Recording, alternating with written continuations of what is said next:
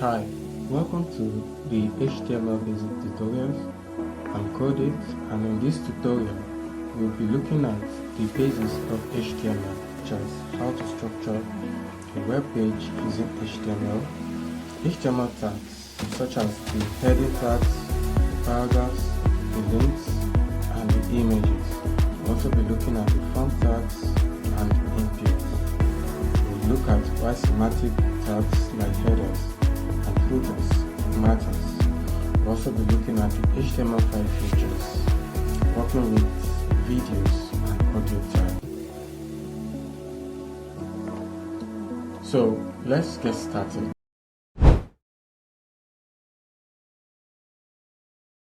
So for this course, we'll need tools that every developer uses. The first tool we need is a text editor to write code. The second tool we need is a web browser to see what we are building. So the recommended web browser for this course is Google Chrome. Quickly search for Chrome. Alright, so search for Chrome and download it and install. Okay, so for the text editor that we'll be using the Visual Studio Code, which is VS Code. So VS Code is one of the most popular text editors out there. So you can simply search for VS Code and click on the first link that comes out. And if you're making use of Windows, you click download for Windows. And if you're also making use of Mac, definitely you should bring out the link to download for Mac. Alright, so once you've downloaded, double click to install and follow the necessary instruction, and your VS Code will be promptly installed. Okay, so after installation on your desktop, right click and create a folder.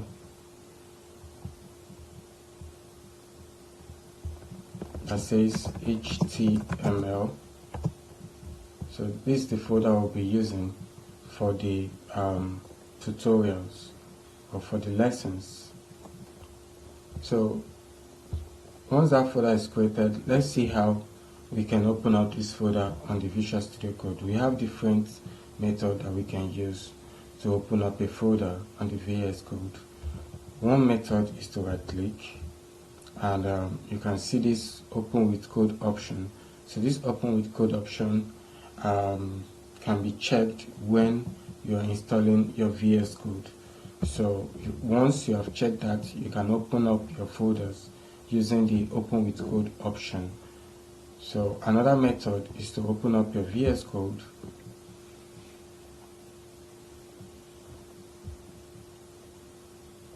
Alright, then click on File, click on Open Folder, and select, go to the directory of that HTML, select it and click on what? Select folder. So that is another method of opening. Alright, then click on Trust the Author. So that is the second method of opening your code on the VS Code. Alright, and you can also drag and drop your folder. So you can just take this folder and drop it. Alright, so that is the third method of opening your folders on the VS Code.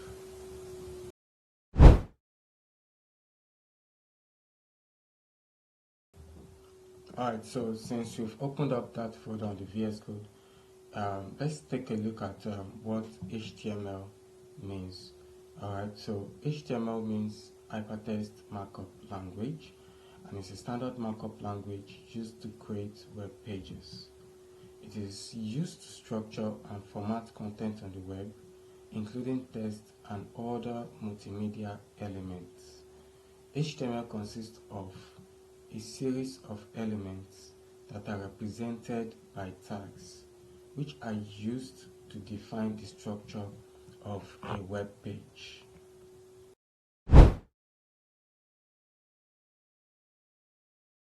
Alright, so HTML has a basic structure. Let's take a look at that basic structure.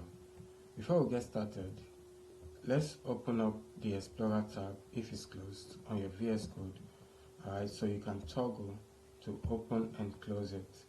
Alright, so this is the Explorer tab icon, which you can click to open it up. So once you click on it, it opens up.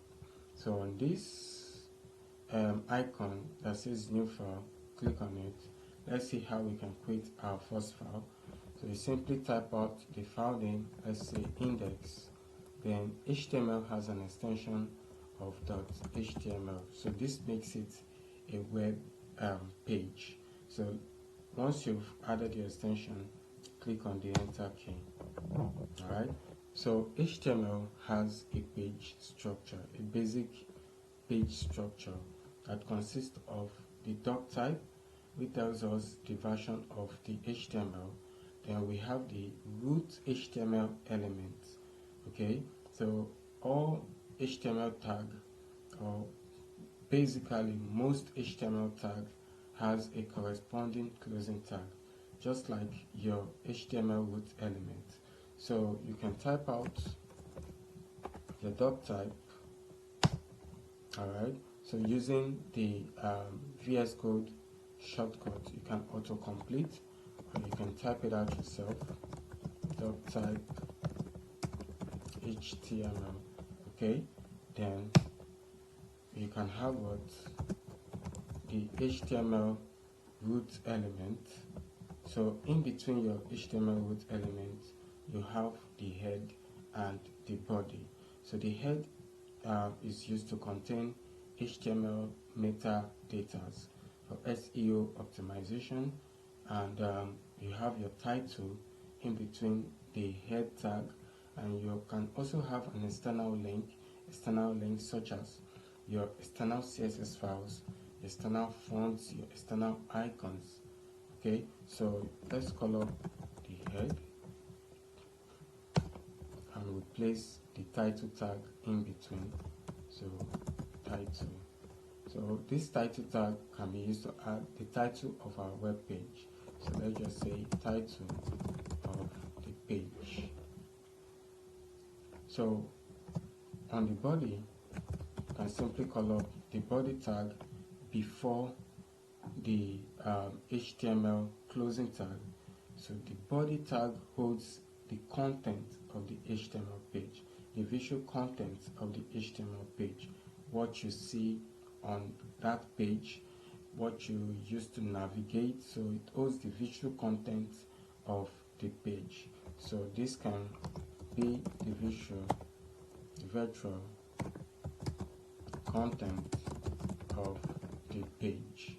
Alright, so this is your basic HTML page structure. Alright, so all HTML document has this structure. This is what you should first of all call out or type out before you start adding up your visual content of the page.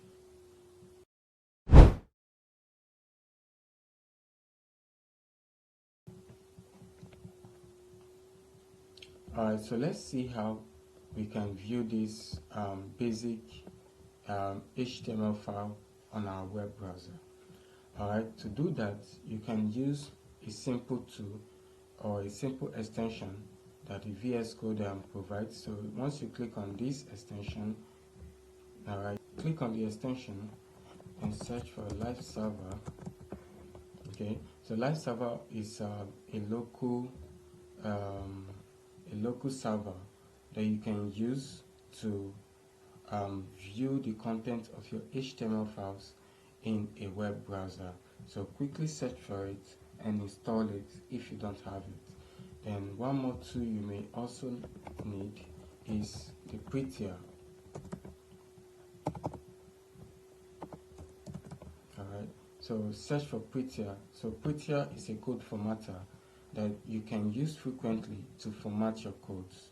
So quickly search for it and install.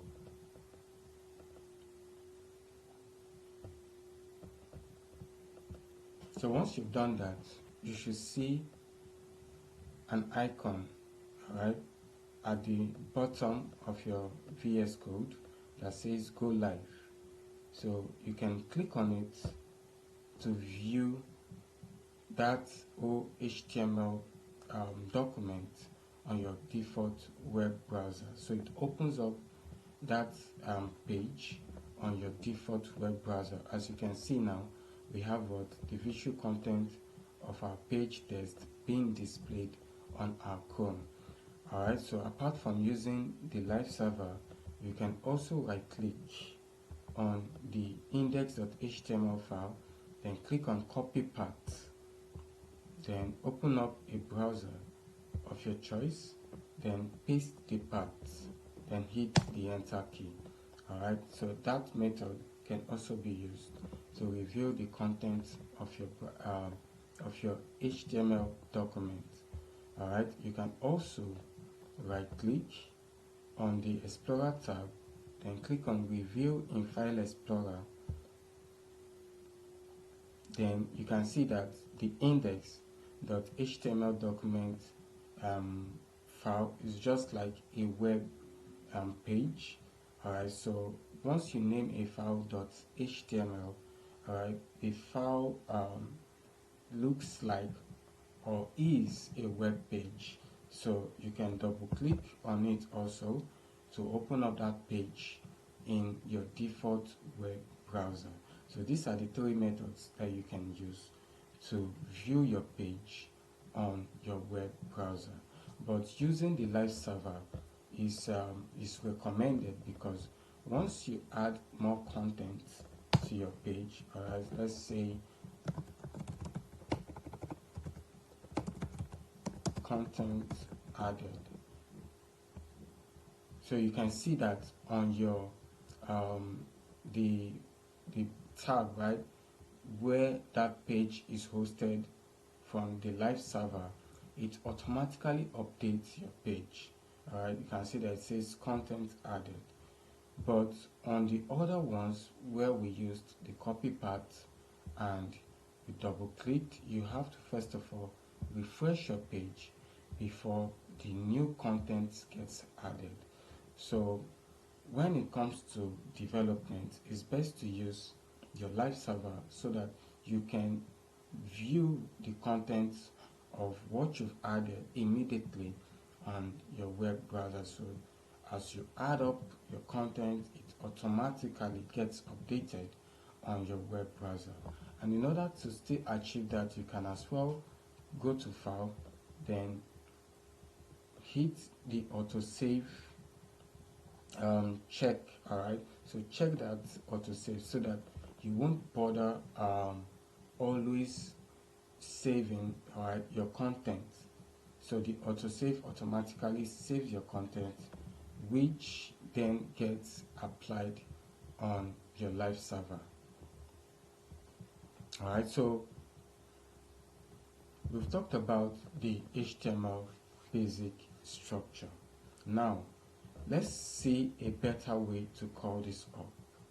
Alright, so I'm going to get everything out, like delete everything. So highlight it all and delete it.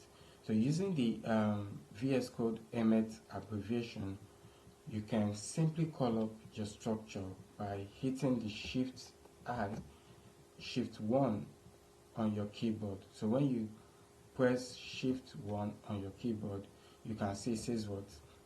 Emmet abbreviation. So using the emmet abbreviation, you can simply call up tags. Alright, it's a simpler way to call up tags on the Visual Studio Code.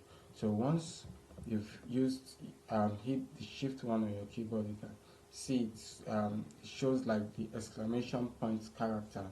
So once you click on it, your structure gets displayed on the file. Alright, so this is a more simpler way to call up your structure. So you can see that it has the meta casket and the viewport, which is responsible for the responsiveness of our site. So it ensures that our page scales smoothly on different screen sizes. So with the help of the CSS media query, we can also dynamically or build different layouts based on that screen size. So we can also edit the title.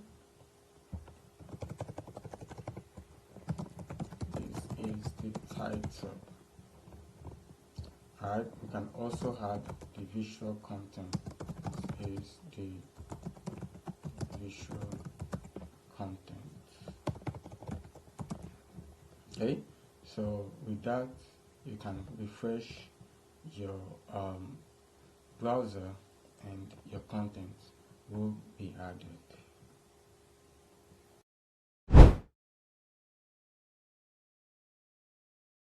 So let's talk about the different HTML tags that we can use to add contents to our page.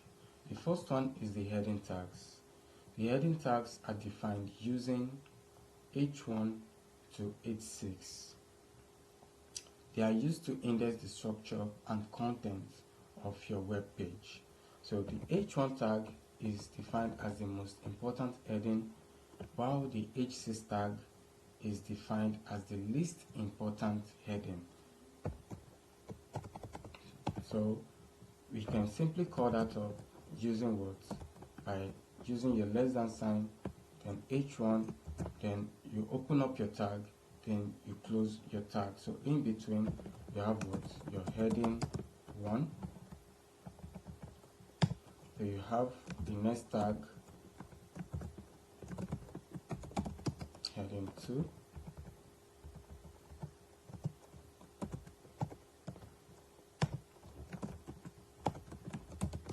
Heading 3.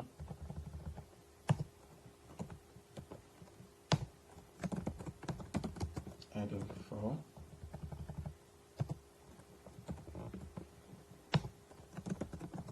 Heading 5.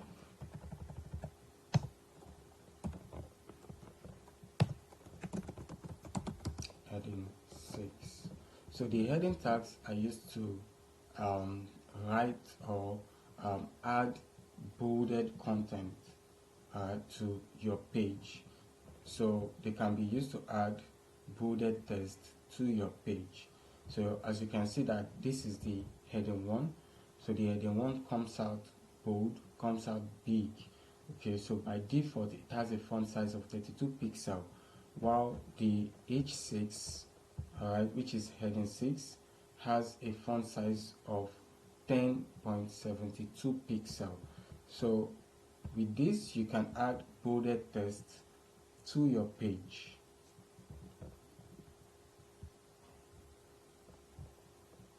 So for the P tag, is used to define a paragraph and it always starts on a new line. There's an automatic white space before and after a paragraph. By default, your paragraph is always 16 pixels in size. So to use your paragraph tag, simply call up what? The P tag. So in between, you can add up your text. Alright, so let's say this is a test. Alright, so as you can see, this is it. So it does not come out bolded. So it's just a normal tag that you can use to write some bunch of descriptive text. Okay, you can also, right, so using the lorem text, you can call up the number of characters you want. Okay, let's say 20 or lorem 29, then hit the enter key. That should generate some bunch of words for you. So the lorem text is like a default text that you can use to just add some dummy text on your page.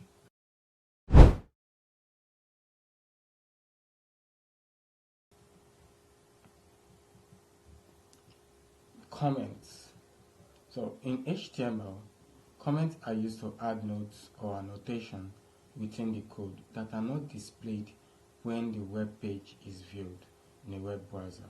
So comments are not visible on your web browser, They are useful for developers to document their code, explaining some specific sections or temporarily excluding certain parts of the code without deleting them. So you may want to exclude or comment out a certain part of your code that you don't need at that time. So the HTML comments do not affect the rendering of your page. So how do we add a comment? You simply use your less than, then your exclamation point, then multiple hyphens, then in between you can just say add your text, okay, to describe whatever page or content you want to add up. So let's say this is a comment.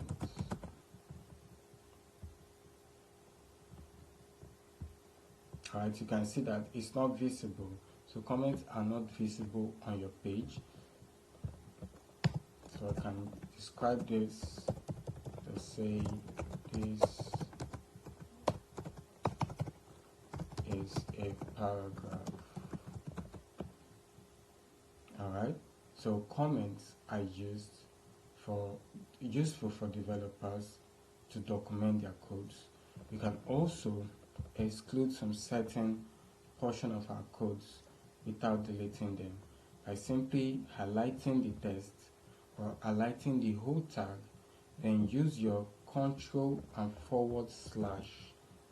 So control and forward slash is used to comment. That's the shortcut to comment on the VS Code, and it's also used to uncomment on the VS Code. So with that, you can see that that p tag is no longer visible on our page. So using comments is useful for developers.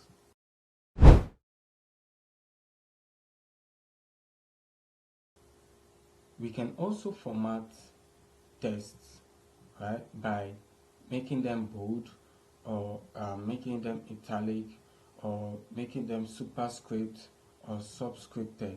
So we have the different text formatting tags that we can use to enhance our text.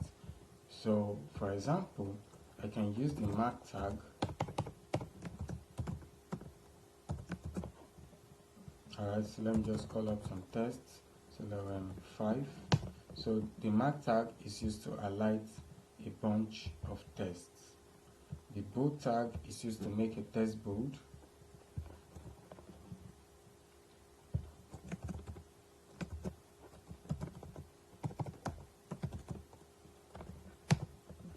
The bold tag can make a text bold.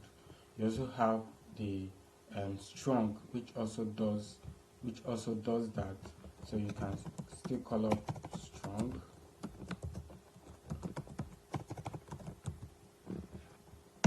Okay, so the strong tag can also make your text bold. So you can use the bold tag or you can use the strong tag. You can strike through a text using the delete tag. So you can call up delete, let's say lorem5. Okay, so the delete tag is used to strike through a text. You can make a text superscript, you can also make a text subscript. So let's call up an h1 tag, let's say h, then sub 2, in between the sub, then o. Alright, that's h2o.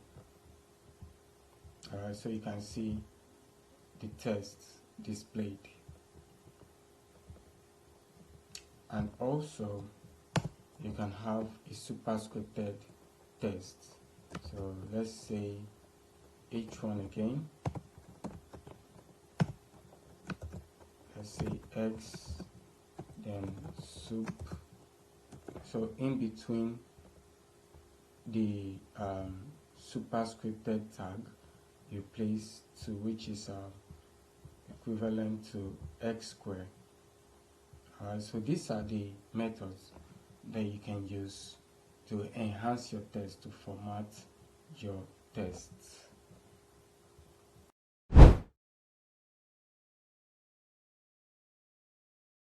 Let's talk about the image tag. How do we make use of images on our website? So the image tag is used to embed images into a web page. It's an empty self-closing tag, meaning it does not have a closing tag. Okay, so instead attributes are used to specify various properties of the image. So attributes are properties that you can use inside an image tag. So you can simply call up the image ing, then hit the enter key.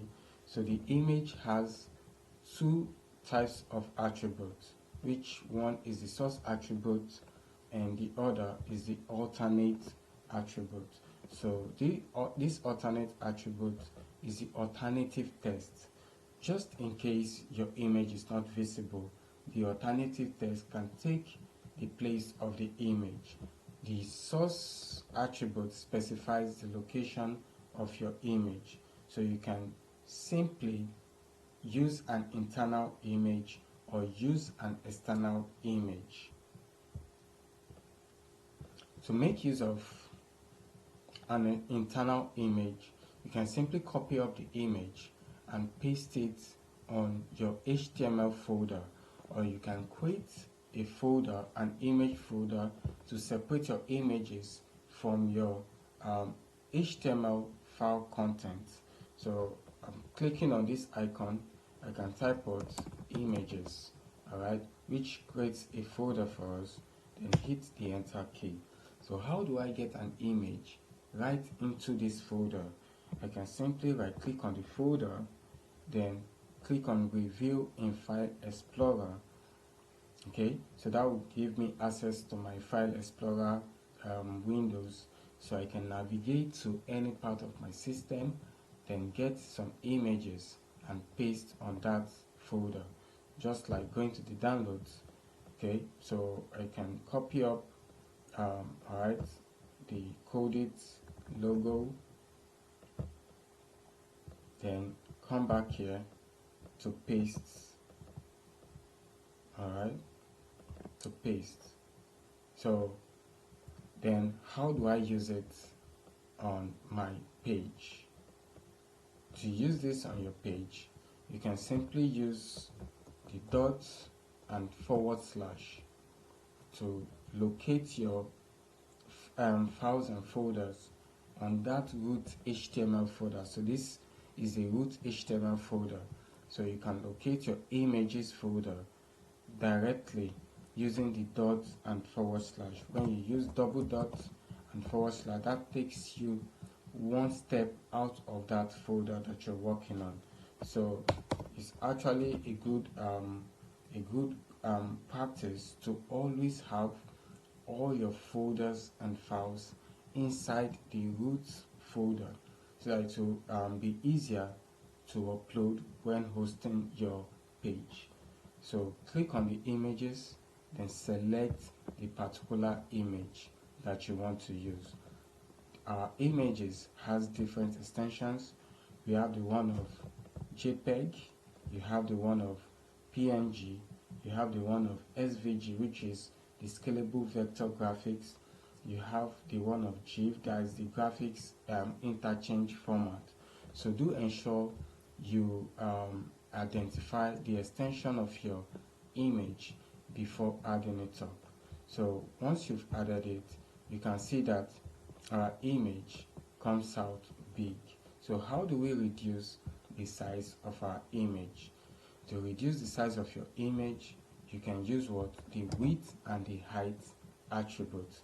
Attributes are properties that you add up to a tag to perform a specific function, okay, or task. So you can use your width, alright, to size up your image. So I can say, so you can use the pixel unit of measurement, or you can just type out just a specific size. So we're using 300 by 300. Okay, so that reduces the size of our image. use of an external image, you simply click on the image tag, then in between the source you simply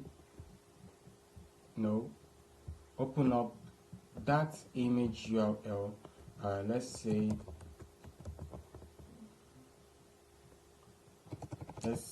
images.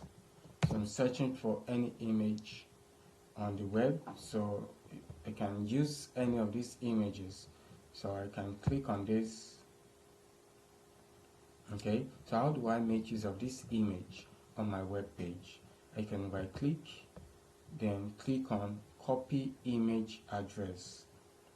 Alright, so copy image address, but the image address seems a little bit long though, so let's just copy it and see. Copy image address, then on your source attribute you paste the address. Okay, so that should add up that image on your page so you can see the image.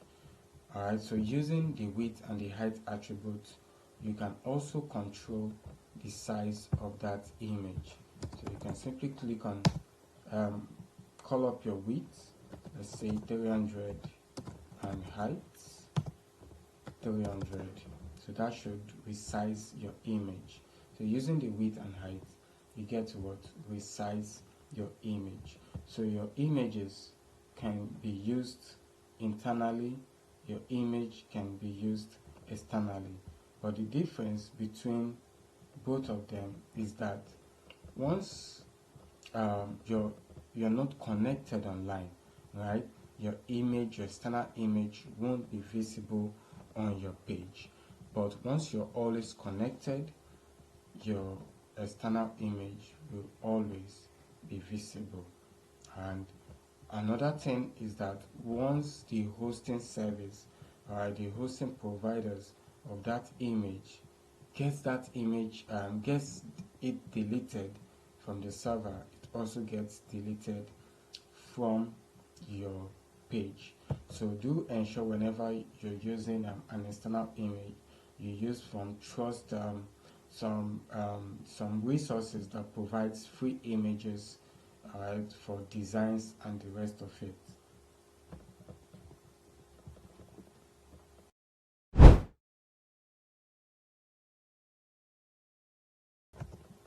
Alright, let's talk about the anchor tag. The anchor tag is used to create hyperlinks in a web page. Hyperlinks are elements that allows users to navigate from one page to another or to different sections within the same page. So let's create an about page. So we have about.html and also contact.html.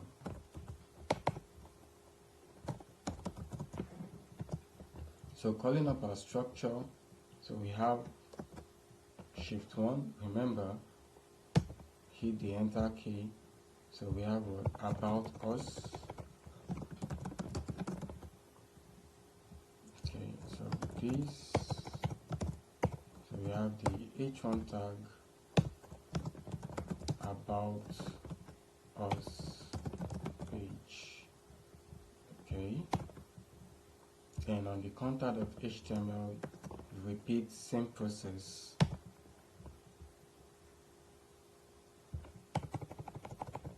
So we have contact us.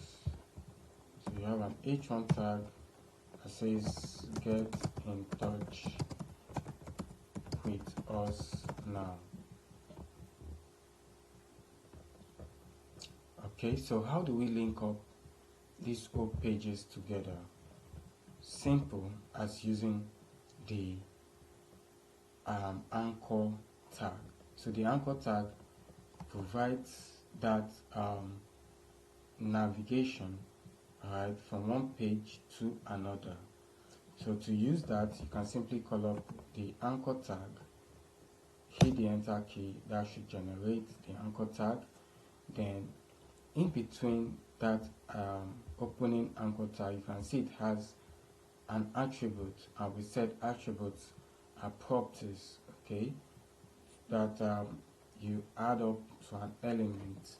So in between we have the hypertext reference as this anchor tag attribute. So this hypertext reference specifies the URL to which the link points. So it can be an external link, it can be an absolute URL, which is an external link, okay, or a relative URL which points to a location within the same website or a server. Alright, so this is a relative URL. We have our about.html, we have our contact.html. So how do we link this up? So using the same method we use in adding up our images, we can simply use dot and / to add up our about.html. Then we add up our text, which is what? About us. So same thing applies to the contact. Contact.html, and contact us.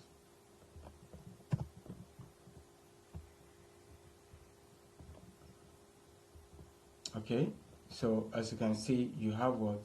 A navigation link that for the about us page and the contact us page.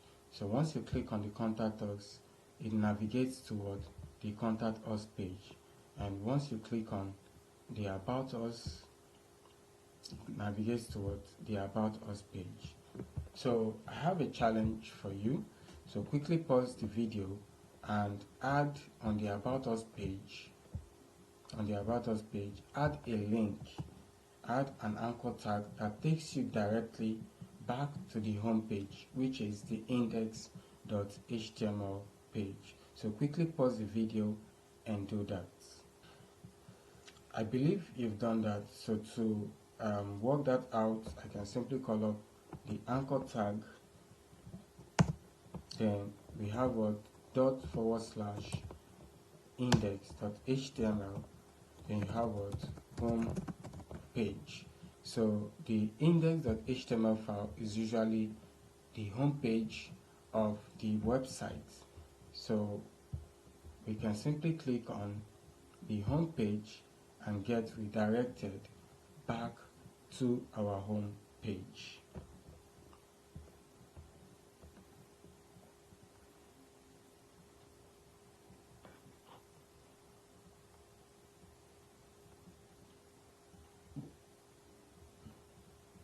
So apart from using a test for the contact us, you can also, so let's see how we can use images as a link. Alright, so let's come over to the contact page. Let's add some links, some absolute links.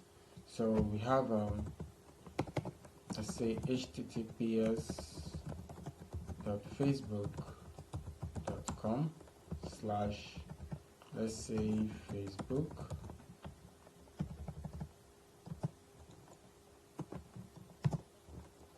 https://twitter.com. Then we have what? Twitter. So we've looked at how we can use a text as a link. So how do we make use of images as links? So let's see how we can get the Facebook and the Twitter icon. So as part of my image folder, I've included a facebook.svg logo, so you can quickly get that and work alongside us. So instead of using a text, we can simply use the image tag. So open up your image tag, then in between the source you use dot and forward slash, then images, then facebook.svg. Okay, so this is how you can use an image for or as a link. So you can see that the image is a little bit big. Alright, then you can use the width, let's say 50, then height of 50 to reduce the size of your image. So once you click on this, you should get you redirected, right, or directed to the page. And you can see that when we clicked on this, actually it opened up on the same web browser. So in order to prevent that, you can set your target. You can set a target as what? Blank. So adding an attribute known as the target blank takes or opens up your browser, that page, your absolute URL page, in a new web browser.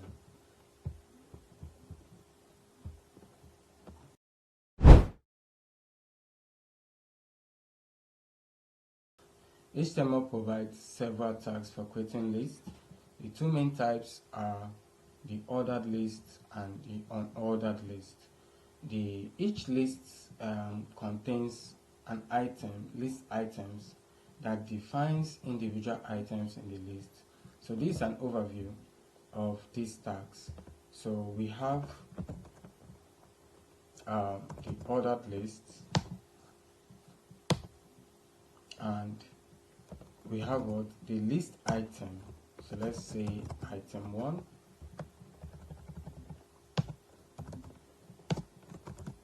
item 2,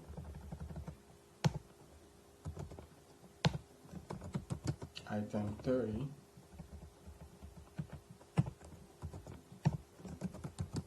item 4. Okay, so your ordered lists are numbered. Alright, let's go back to the home page. Alright, so your ordered lists are numbered form of representing your list of items. So you can see it comes numbered. But we also have another list item, the second method, which is the unordered list, which is a bullet representation of list of items.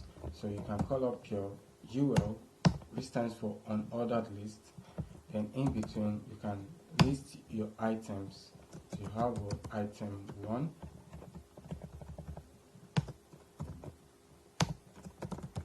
item 2, item 3.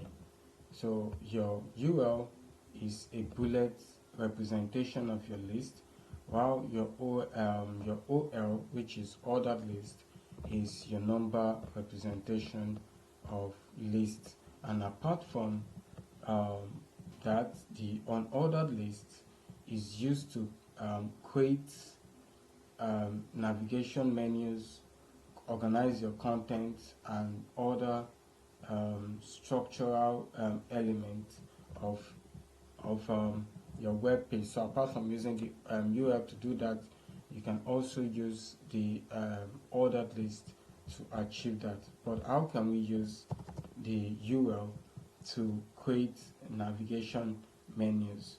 You can simply call up the UL, and in between you have your li, then you have your anchor tag for your navigation menus. So this can be the index.html, then you have your home page attached. So this is how we can structure our navigation menu. So once you've done that, you can see it says what? Home page. So you can click on that to take you back to the home page. Okay.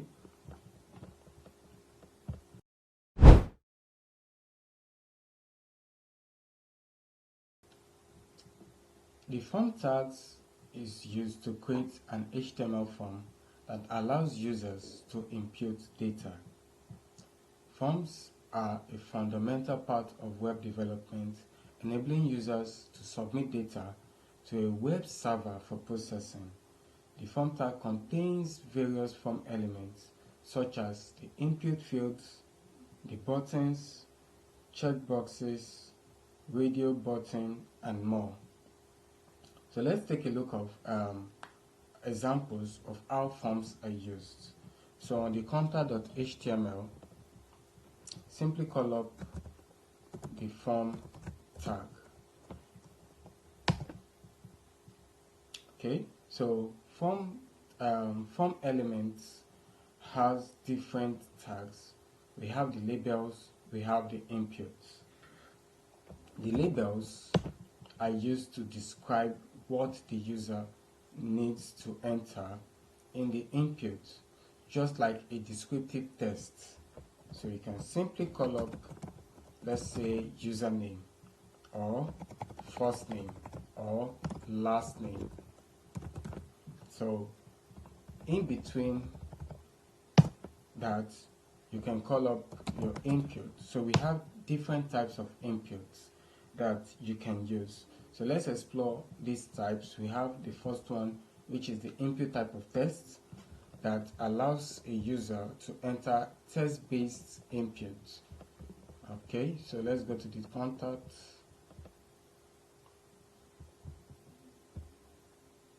So as you can see, you have the first name, which is the label, and a box that specifies an input for the user. So the user can simply type in some text, alright, based on the description as seen here. Okay, so we have labels for describing what the user needs to enter. We have what? The input. So apart from the input type of text, we also have different types of inputs. We have the input type of email.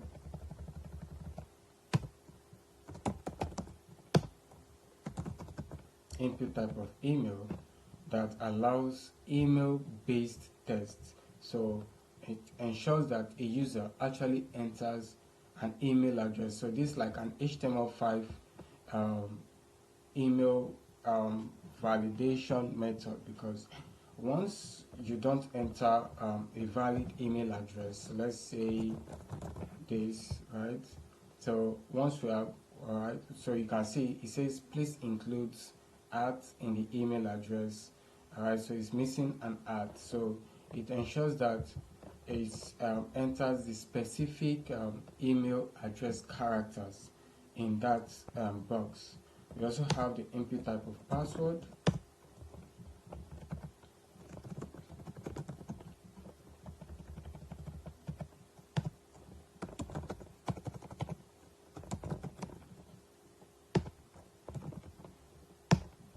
Okay, so input type of password allows a user to enter tests which are hidden.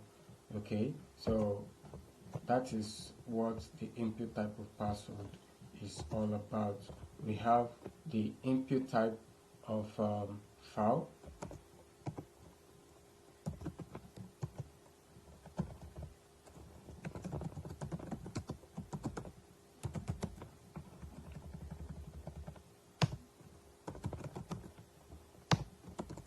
So the input type of file lets us choose a document to upload.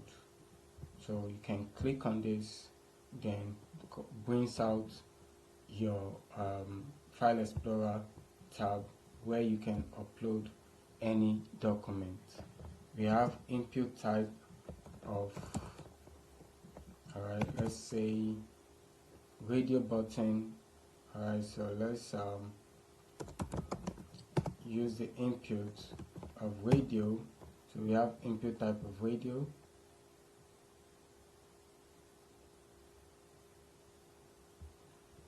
We have input type of radio. So you can see, so let's say, let's add a label to it. Let's say check me. Alright, so you can see it allows you to check an item. We also have the test area, the select and its options. So to use the select and its options, simply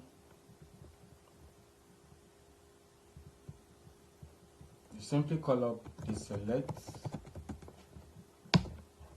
Alright, then you don't need this. Okay, so we have option. Okay, so you can say gender, then option male, option female.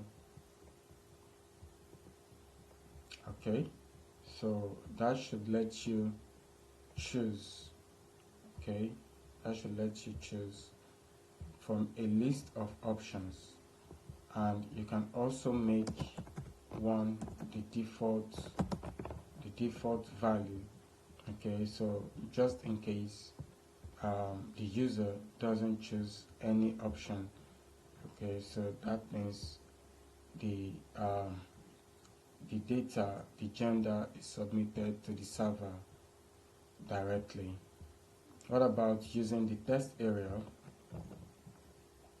To use the test area, we simply call up the test area tag.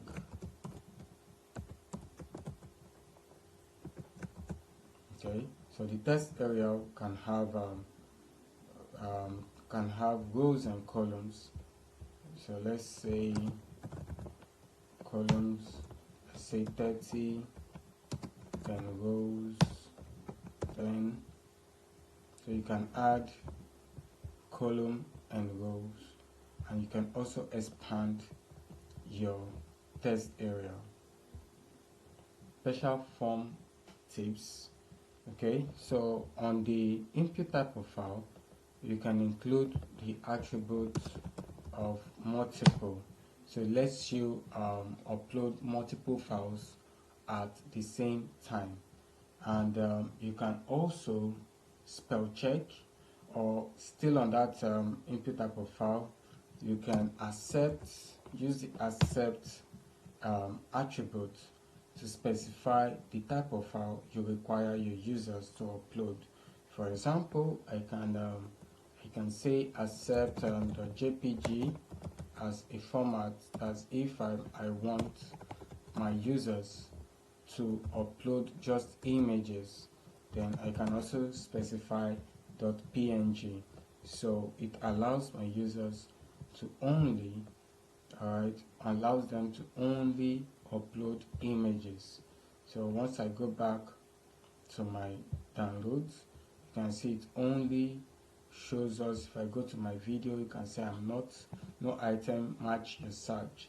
So I can limit my users on the type of file they should upload. I can also use the spell check. I can use the spell check to okay, so let's use the spell check here. So spell check, then true. All right, so let's all right, FLV.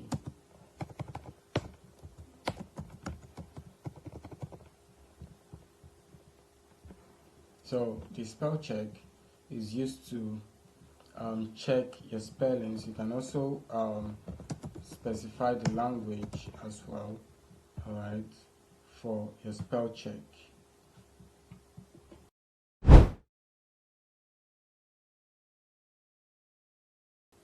Okay, so the HTML tables is used to structure and present data on a website. So the basic structure of an HTML table involves three main tags. We have the table tag, we have the table row, we have the table data. So a table consists of the table tag,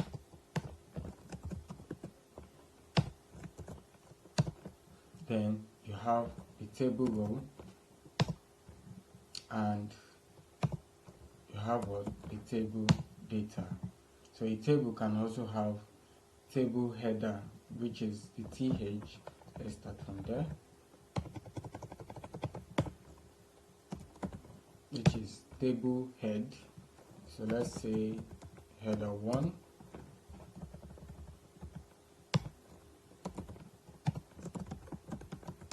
header 2. Alright, so table consists of rows. So you can call up what? TD, let's say row 1,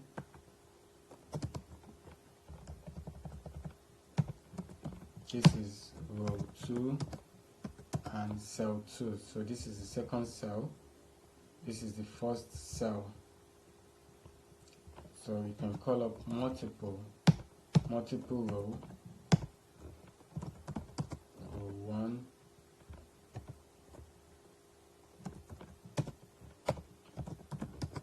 row 2. Okay, so you can represent your data using table, right, as seen here. Alright, I need to refresh.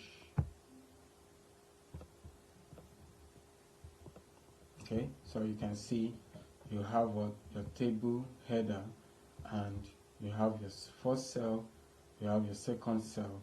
You can also use a border.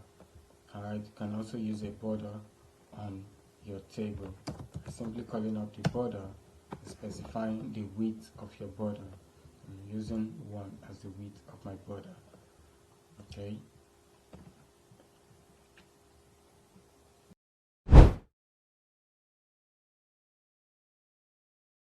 In HTML, media elements such as images, audios, and videos are also embedded using specific tags. Here are some common used media related tags. We have the video, we have the audio. So let's see how we can insert the video and the audio in our website. Okay, so for the purpose of this lesson, I've created a videos folder and I've inserted a video. Okay, so you can quickly do that so that you can follow along with me. So to use this video on our page, we can simply call up the video tag. Then the video has a source attribute also. So let's add up that video inside our page.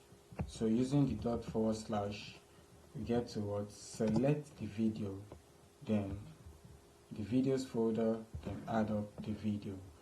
Alright, so you can see that it's going to be visible on your page, right?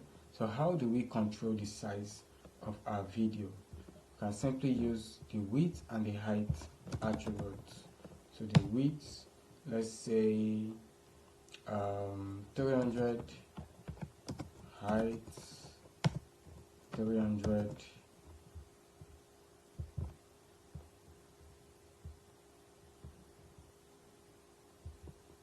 okay, so you can see the video has been resized.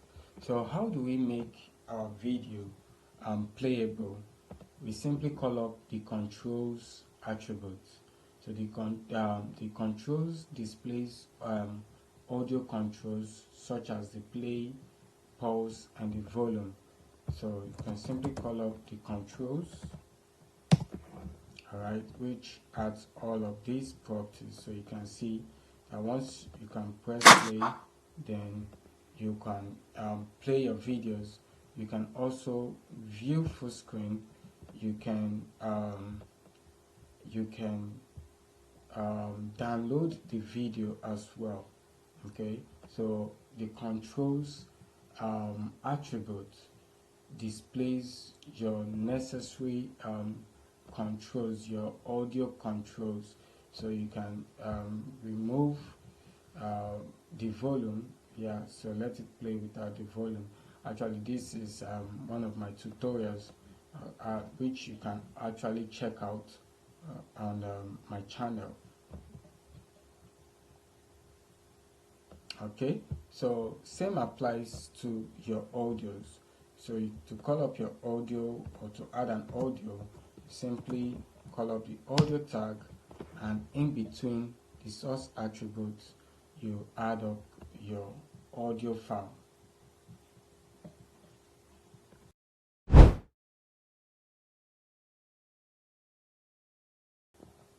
In HTML, elements are categorized into two main types. We have the block level elements and the inline level elements. These categories defines how HTML elements behave in terms of layout and how they interact with other elements on the page. So for the block level elements, we have some examples such as the divs, the paragraph tags, the heading 1 to heading 6. We have the unordered list, we have the ordered list. For the inline level elements, we have the bold, the strong, the image tag, the anchor tag, the span tag, which is used to add some inline styles on your page. Alright.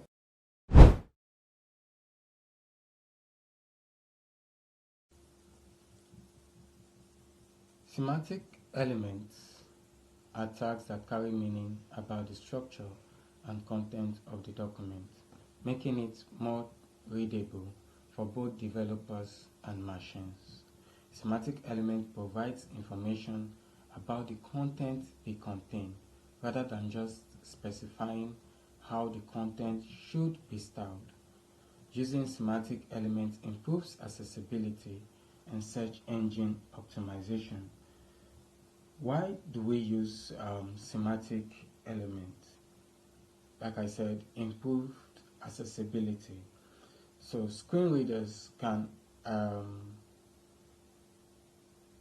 rely on semantic tags to provide a meaningful experience for users with disabilities.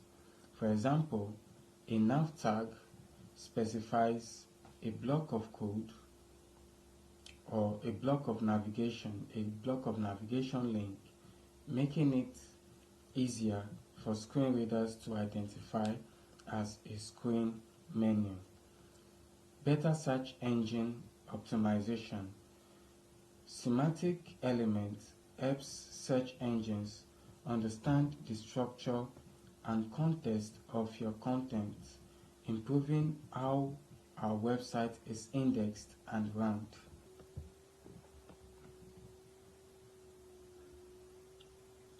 Semantic elements makes HTML code more intuitive and easier to read for developers.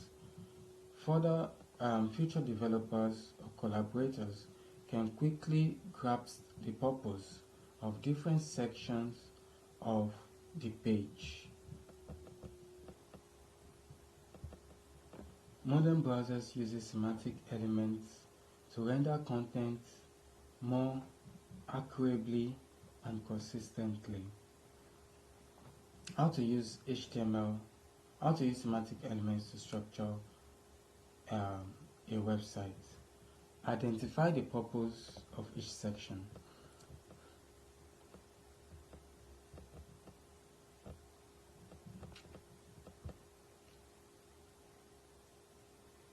Start by analyzing the content and determining its purpose. Example, if a section contains the main content, you can wrap it up in a main. Alright, as seen in this design. Match content for appropriate semantic tags. Alright, so you can see our header. Use header for top sections of an article.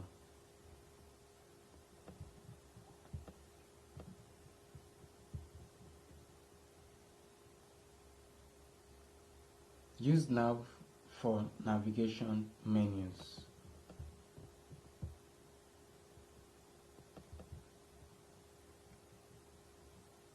Use sections to group related content under a common theme.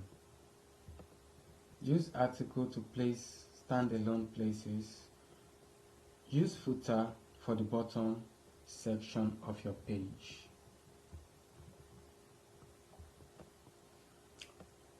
So let's take an example of this. So let's simply create a file called semantic.html. Then let's call up our structure.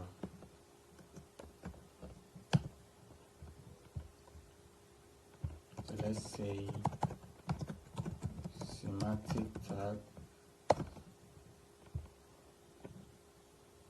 So we have the header. Okay, so our header can have an intro, let's say my website, and that header can also contain navigation, which will have the URL, the li, and the a, the anchor tag. So we have the index and HTML as the home.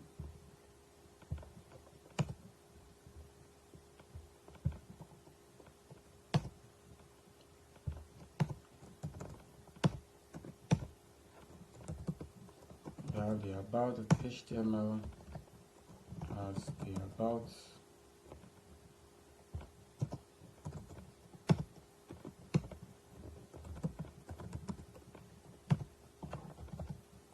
As the contact. So you can place the introduction and your navigation on the header part of your page. So you can also have a main section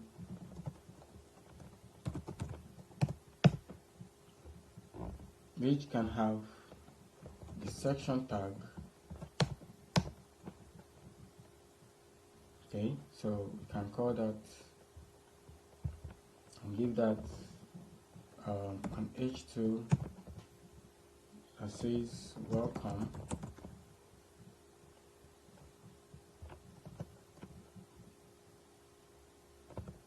Then you can say this is the home page as a P tag, and that can end the section. So I'll open up another section.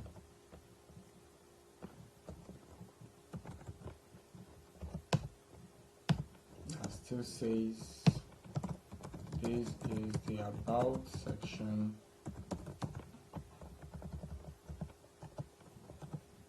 Open up your, okay.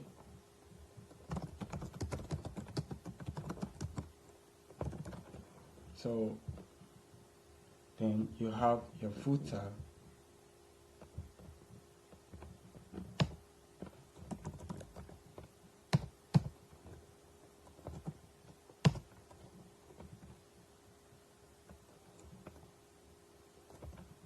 And you can add your copyright 2024.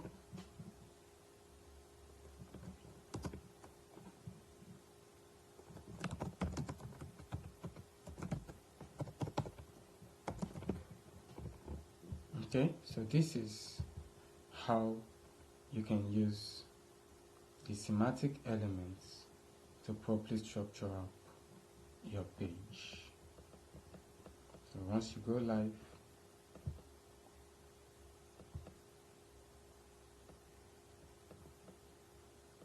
alright, you can see how your page is displayed.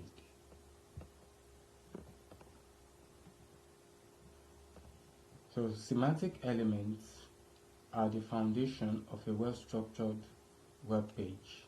They improve user experience accessibility, SEO, and maintainability. By adopting semantic tags, you align with modern web development practices and you create a website that is robust, scalable, and easy to understand. That is it for today's video on HTML basic tutorial. I hope you found it helpful and that you're ready to use them when you're building up your page. If you enjoyed this video, make sure to hit the subscribe button and turn on notifications so you don't miss future uploads. Give this video a thumbs up if it helped you. Let us know in the comments what topics you would like me to cover next. Share this video with friends, you might find it useful.